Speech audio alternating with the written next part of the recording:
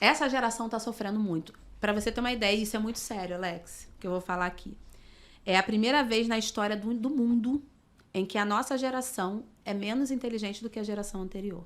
Eu já percebi isso, só não tinha certeza. E aquilo que eu falei para vocês, que a gente estava conversando aqui ainda há pouco, como que a gente está vivendo um tempo onde tem tanto desenvolvimento tecnológico, cultural, informação para todo mundo, cursos de tudo, o tempo todo, e as pessoas estão mais adoecidas. Verdade. Gente, eu não tenho horário. Agora, no início do ano, que eu consegui umas vagas porque tiveram algumas altas. Mas todos os meus amigos estão com a agenda lotada. E assim, transtornos graves que chegam. Triste.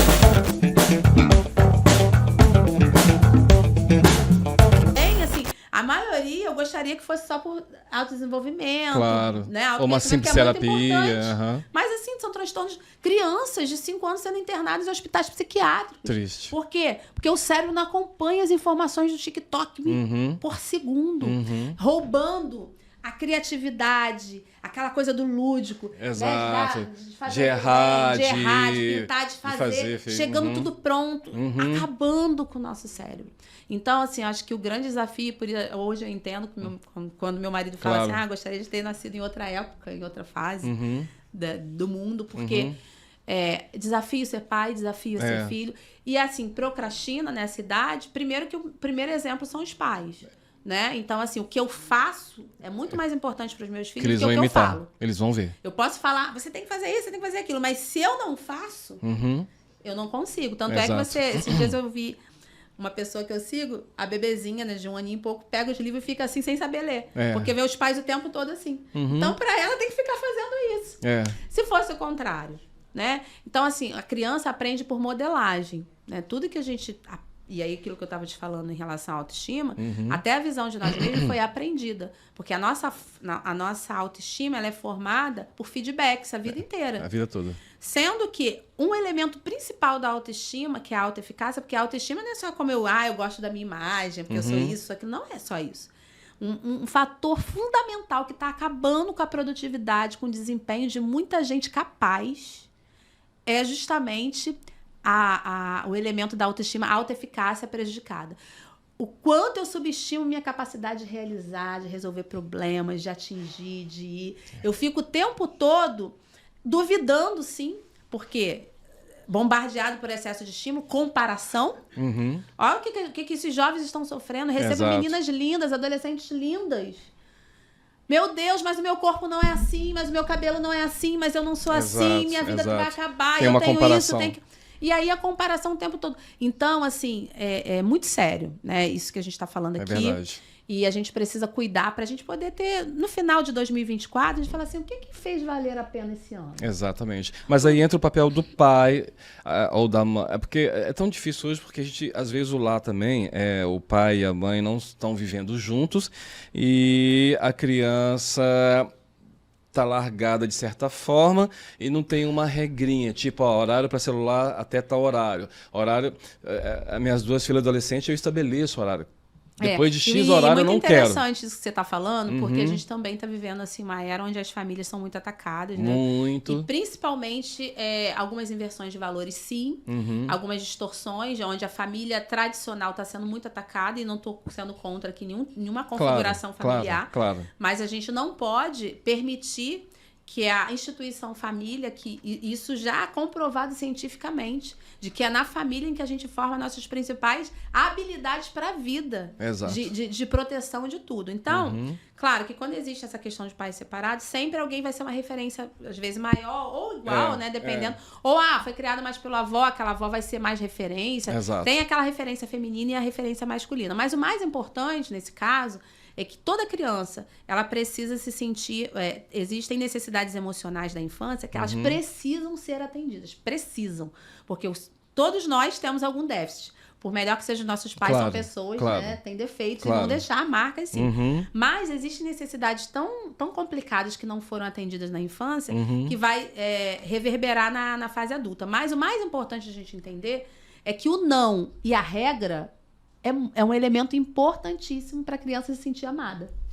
Vocês terem uma ideia, eu recebo adolescentes Ah, mãe, eu queria tanto... tia, alguns me chamam de tia. Ai, tia, eu queria tanto que a mãe de fulano... Esses dias mesmo, umazinha chegou pra mim, ela tem 13 anos, e falou assim... eu queria que a minha mãe fosse igual a mãe de fulano. Aí eu falei, mas por quê? Aí ela falou assim, porque a mãe de fulano dá um monte de regra pra ela, faz isso, faz aquilo. Olha só. Olha a fala da menina de 13 anos, se preocupa com ela. Eu falei, mas e a sua? Só porque ela não te dá regra? Ela não tá nem aí. Se eu falar que vou, se eu falar que faço, eu faço. E aí eu parei pra ir. É claro, né? A gente trabalhou ali uma questão ligada ao relacionamento dela com a mãe. Ela entendeu o contexto da mãe da prima, e a mãe da prima realmente um tempo muito maior de ficar em casa, de dar mais atenção e tudo. Essa mãe dela trabalhava com metas altas, trabalha ainda com o mercado financeiro, e aí quando tá ali, realmente já tá na força do cansaço, vai, faz, A gente não tá aqui para ter juízo de valores sobre ninguém. Mas o que é mais importante é a gente entender como pai e mãe. Aí eu tô te falando, eu tenho uma filha de 19 e um filho que vai fazer 11 anos. Isso. E assim, o quanto é importante a gente estabelecer regras, limites, dizer não, tanto quanto dizer sim, dizer, olha, eu te amo. Eu não tô deixando por conta disso, vai acontecer isso e isso. Esses dias meu filho feriu o joelho, levei ele lá no médico, e aí ele falou, é um local que é importante evitar. E aí eu reforcei ainda mais, né? Meu filho é um pouco dramático, né? Então, reforcei um pouco mais, além do que o médico tinha feito. Ele tem 11 anos. E vai fazer 11, tem 10. Aí ele falou assim, poxa, mas já tá aqui, já tá tudo, eu quero jogar. E o joelho é um local difícil de cicatrização, justamente pela articulação. Verdade. E aí eu sentei, eu falei, por conta disso. E aí fez bico, fez tudo, mas foi só 2 trabalhos, né? De fazer e fazer. E aí, essa semana mesmo, a gente saiu, a gente foi pra algum lugar, e aí ele virou e falou assim... mãe, ainda bem que você não deixou, né? Porque cicatrizou tão bonitinho, falava que ia ficar com buraco, não sei o quê. E aí eu falei assim, caramba, que interessante. Então a gente precisa entender isso, né? Porque o cansaço... E pai e mãe não faz por mal. Não. Mas a gente precisa entender que...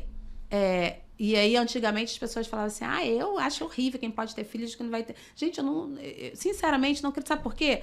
Porque realmente é uma das maiores missões. Claro. Existe um trabalho, uma missão em você educar filhos. E é óbvio que por mais que você faça, não garante. Não. Né, que seu filho vai ser exatamente da forma que você quis, até porque, né, cada um, né, faz as suas escolhas. E hoje parece que, assim, pode ser... Mas eu acho que não é uma má impressão minha, mas parece que hoje...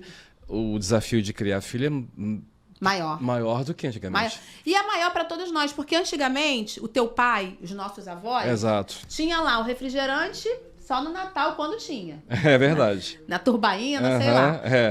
Eu quero assistir um filme. Acho que alguém que pegou ainda essa época. Vamos lá na locadora. Exatamente. Eu, gente, já entreguei minha idade aqui. Mas é isso mesmo. Vou lá Todos na locadora nós. Pra ver um filme. Todos né? nós. VHS. Mamãe e papai deixa você assistir 2 filmes. Pode escolher 2 filmes, mas tem que entregar em tal data. Exatamente. Né? Eu quero comer isso. Não, isso não pode. O que tem pra comer é isso e isso. Igual os nossos avós. Vamos colocar lá que tinha que colher. Hoje em dia, você vai abrir a tela, Netflix, 400 filmes, mas desiste. Um monte de coisa pra escolher.